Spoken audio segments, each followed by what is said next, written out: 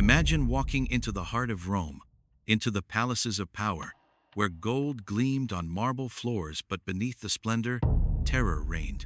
This was Caligula's world. Emperor, tyrant, and sexual predator. A man whose desires bent the laws of decency, and whose whims dictated life and death. The first horror hits immediately. Caligula adored his sister Drusilla, not in whispers, not in polite scandal, but in public, obscene obsession. He paraded her through Rome, flaunting their intimacy, forcing courtiers to bow before their twisted bond. To defy him was death. To be caught even looking the wrong way could cost you your life. And it didn't stop there. Caligula transformed the palace into a theater of sexual spectacle. He forced senators, soldiers, and even priests into acts of humiliation. Courtiers were made to watch orgies that combined ritual, cruelty, and depravity. Some were stripped, others made to participate or punished for refusing. One can only imagine the fear etched into every noble's face as the emperor's capricious desire dictated their fate. You think you know depravity? Listen to this. Caligula is said to have raped men and women alike in the Senate itself, turning the sacred halls of Roman power into a stage of twisted lust.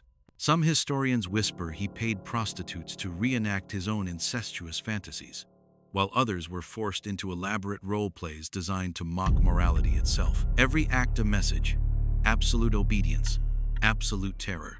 And yet, the horrors were not only sexual, they were lethal. Some nights ended with courtiers executed simply for displeasing him, their bodies discarded like refuse, their fates mingling with the empire's blood-stained politics. Caligula made pleasure inseparable from death, desire inseparable from fear. But what made his reign truly horrifying wasn't just the acts themselves, it was how he turned everyone into pawns. Senators, slaves, and his own family were trapped in games of seduction, blackmail, and betrayal. One moment, you might enjoy his favor. The next, a single glance could send you to the arena or the executioner. Now, picture this. The emperor hosting an orgy in his palace gardens. Young girls dressed as nymphs, forced to perform grotesque dances for him and his guests. Some were punished mid-performance for failing to amuse him. Others disappeared the same night, their screams swallowed by secret passages. Caligula's gardens, usually a place of beauty, became a living nightmare. And as if that weren't enough, Caligula's obsession with control extended to his own courtiers. He would stage mock marriages with men and women alike, forcing unnatural acts for his amusement. Some historians say he invented bizarre sexual games, combining pain, humiliation, and power, all under the guise of divine authority. Imagine being a young Roman in that palace, walking past gold columns while hearing muffled screams echo through the halls, knowing that at any moment you could be dragged into an act of debauchery or into death. This was Rome under Caligula, a place where lust, violence, and terror fused into one grotesque spectacle. And here's the chilling part. These horrors were not private indulgences. They were public, witnessed by nobles, soldiers, and sometimes even the masses. Caligula made his depravity a warning, a demonstration that absolute power could warp morality into madness, and that no one was safe under his reign. In the next few minutes, we'll delve deeper. The nights when Caligula's orgies became ritualized terror, the humiliations so extreme they made history shiver, and the twisted games that kept all of Rome under his thumb. But first, imagine the fear, the anticipation, the horror of every citizen knowing that this madman ruled with both desire and death in his hand. If you're enjoying the story, make sure you hit the like button. Subscribe to our channel for more upcoming stories like this. Comment below where you're listening from.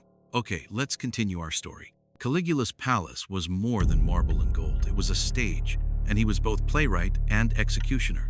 Nights began with seemingly innocent dinners. Courtiers entered expecting wine and conversation, only to find themselves trapped in a spectacle of lust and fear. One evening, he allegedly forced a senator to strip and simulate sexual acts with his own wife while Caligula laughed. The man's punishment was public humiliation, a warning to everyone. No one was untouchable. Young girls, sometimes barely teenagers, were brought into the palace under the guise of education. Music, dance, and poetry were taught, but only as tools for seduction. Those who failed to impress Caligula were punished. sometimes physically, sometimes psychologically, often disappearing without a trace. Caligula's whims extended beyond humans. Horses, it is said, were dressed as priests and paraded through the palace, part of bizarre sexual ceremonies that mocked religion itself. Some accounts claim he even planned to make his horse a consul, blending satire, obsession, and depravity into one grotesque act. Yet the terror was not limited to the palace's inner walls. Rumors spread through Rome like wildfire. Citizens whispered about nights when screams echoed through the forum, about courtiers vanishing, about secret passages where bodies were hidden. Fear became part of daily life. The emperor's pleasures dictated the rhythm of the city itself. And as the nights wore on, Caligula's games grew more intricate, more terrifying. He orchestrated mock marriages between men and women, forcing unnatural acts to satisfy his whims. Guests had to participate or face death. Every dinner, every party, every hallway could become a trap. The palace became a world apart from the empire. Laws, morality, decency, they did not apply inside those gilded walls. And yet, everyone lived in constant anxiety because the line between inside and outside was razor thin. One slip could mean your end. When night fell, Caligula's palace transformed into a theater of nightmares. Candlelight flickered across marble floors, illuminating courtiers frozen in terror, concubines trembling under his gaze. Nothing was safe from his obsession, not law, not family, not morality. One infamous tale tells of a banquet where he ordered noblewomen to strip and perform lewd acts in front of the entire court. Those who hesitated were dragged into hidden chambers, never to return. Some whispered their screams echoed beneath the floors of the palace for days. The emperor's sexual whims were not satisfied by women alone. Accounts suggest he forced men into grotesque acts, using them as props to humiliate senators, friends, even family members. His cruelty blurred the line between punishment and pleasure, leaving survivors traumatized and silent. Caligula's obsession with control extended to the most intimate aspects of life. He reportedly demanded daily reports on his courtiers' sexual habits, turning desire into a weapon.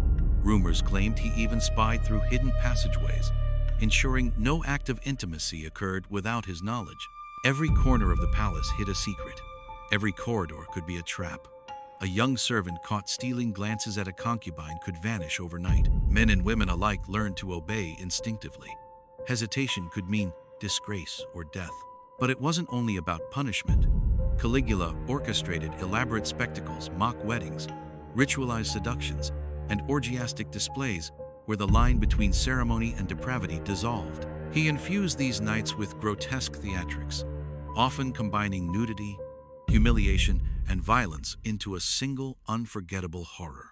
And yet, for all the terror, the emperor demanded secrecy. Rome outside the palace gates saw only feasts and splendor, never the shadows behind the curtains.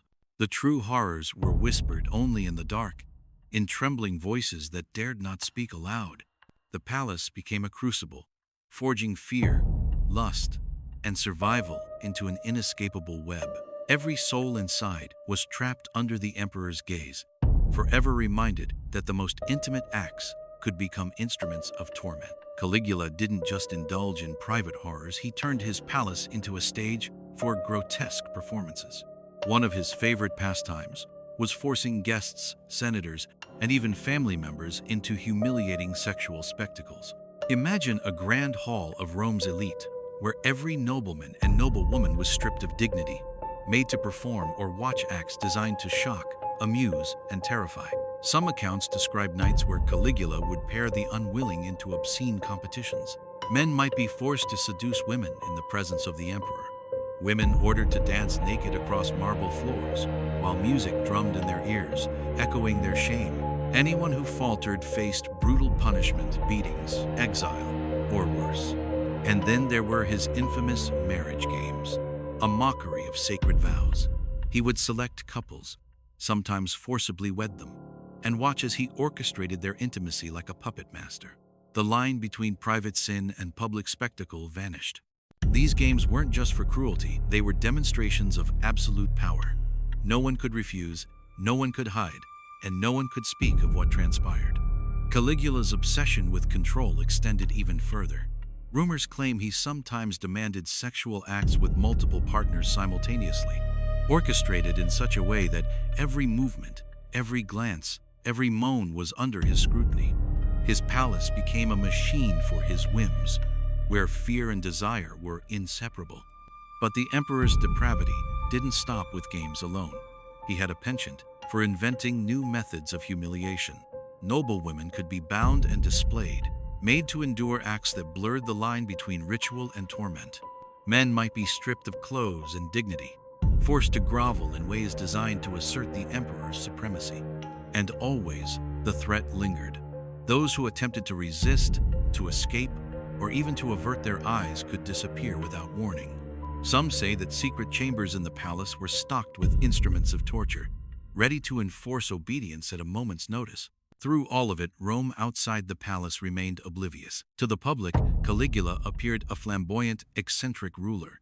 Within, he was a tyrant of the flesh, a man for whom sexual horror was a form of governance. His nights of macabre games cemented the palace not just as a home, but as a theater of terror where the emperor's desires dictated life, pleasure, and death. Caligula's cruelty extended beyond spectacle. He merged pleasure with punishment in ways that blurred every moral line.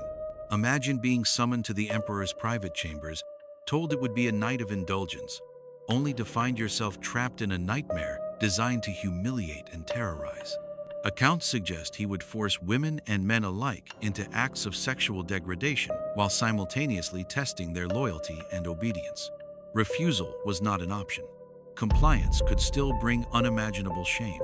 Some historians whisper of evenings where concubines were made to act out sexual fantasies not for passion, but for the amusement of the emperor and his closest advisors. Caligula's obsession with power meant that the body itself became a battlefield.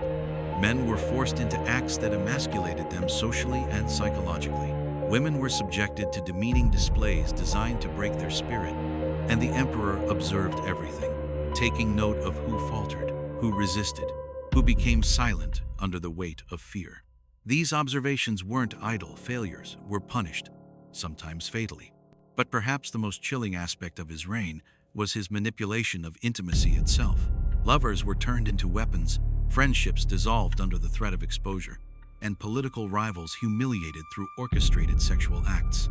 The palace was a laboratory of perversion, where consent was meaningless, and power dictated every gesture. Even his closest associates were not safe. Senators and officers were sometimes compelled to participate in these twisted rituals, a reminder that no social rank could shield anyone from Caligula's whims. Some scholars suggest that the emperor's extreme displays of sexuality were also strategic, a grotesque form of control designed to make even the powerful fear him, making obedience indistinguishable from survival. And yet, these horrors were not without variation. Some nights, indulgence became almost mystical, blending ritual with excess. Caligula's fascination with divinity often colored his acts. He reportedly demanded sexual reverence, elevating the obscene to a level of ritualistic worship. Victims were trapped in a paradox. To survive, they had to both obey and admire, to submit while acknowledging the emperor's godlike status. In the palace's hidden corners, whispered rumors tell of secret chambers where the emperor experimented with the extremes of human endurance. Some endured long hours of forced intimacy. Others were subjected to psychological torment designed to erase any sense of personal autonomy. For Caligula, there was no boundary between punishment and pleasure. Every sexual act was an instrument of fear, domination, and absolute power. And for those trapped within his walls, every glance, every command, every forced gesture was a reminder that the emperor's desires could destroy life and dignity in an instant. Caligula didn't just revel in private cruelty, he turned the very streets and public spectacles of Rome into stages for his sexual and psychological terror. Imagine walking through the forum and hearing rumors that the emperor had forced a senator or noblewoman into an act so degrading it would haunt them forever. And these were not idle threats. Caligula made examples of his victims with terrifying precision. One of his most infamous practices involved selecting groups of men and women from the city, sometimes nobles, sometimes commoners, and forcing them to engage in sexual acts while he and his entourage watched. Some accounts describe elaborate parties where the boundaries between pleasure and horror dissolved completely. Victims were rewarded or punished, depending on their performance, their fear feeding the emperor's amusement. But the games went beyond simple observation. Caligula was said to stage contests, pitting people against each other in humiliating or sexually degrading challenges. A nobleman might be forced to seduce a stranger while a rival watched, or a woman could be publicly shamed for perceived inadequacy. Success brought temporary favor. Failure could mean exile, imprisonment, or even execution. He also delighted in the perverse combination of intimacy and torture. Some women and men were compelled to endure prolonged sexual encounters, hours stretched into torment, their bodies and minds pushed beyond endurance. Others were forced to witness the suffering of loved ones, making obedience both a test of endurance and a cruel psychological weapon. Caligula's sadism was intertwined with his obsession with divinity. He believed himself a living god, and his sexual acts were often framed as rituals of worship. Victims were told that their submission was sacred, a way to honor the emperor himself. The line between ritual, religion, and abuse blurred so thoroughly that refusing became not just dangerous, it was heretical. Even his most trusted courtiers lived in fear. They were often coerced into participating in acts that humiliated them socially and sexually, a reminder that no one, regardless of status, could escape the emperor's gaze. The palace became a hierarchy of terror, where power and fear dictated every interaction. And yet, behind these spectacles was strategy. Caligula's public sexual cruelty was also a tool of governance, a constant, terrifying reminder that his rule was absolute. Citizens and officials alike learned that resistance, embarrassment, or defiance could lead to ruin. The emperor weaponized desire itself, turning sexuality into a means of control, a method of governance that few could resist. In every act, every ritual, every spectacle, the message was clear. Caligula's pleasure was law, and survival required submission. Behind the grandeur of the Roman Empire's streets and temples lurked a darkness far more intimate, far more horrifying than any battlefield the emperor's private obsession made public, forcing Rome itself to bend under the weight of perversion and terror. Step inside Caligula's Palatium, and the opulence dazzles the eye. Marble floors polished to a mirror sheen, golden columns reflecting torchlight, mosaics depicting gods and heroes. But behind this splendor, the palace was a theater of terror, a place where sexual cruelty was both pastime and policy.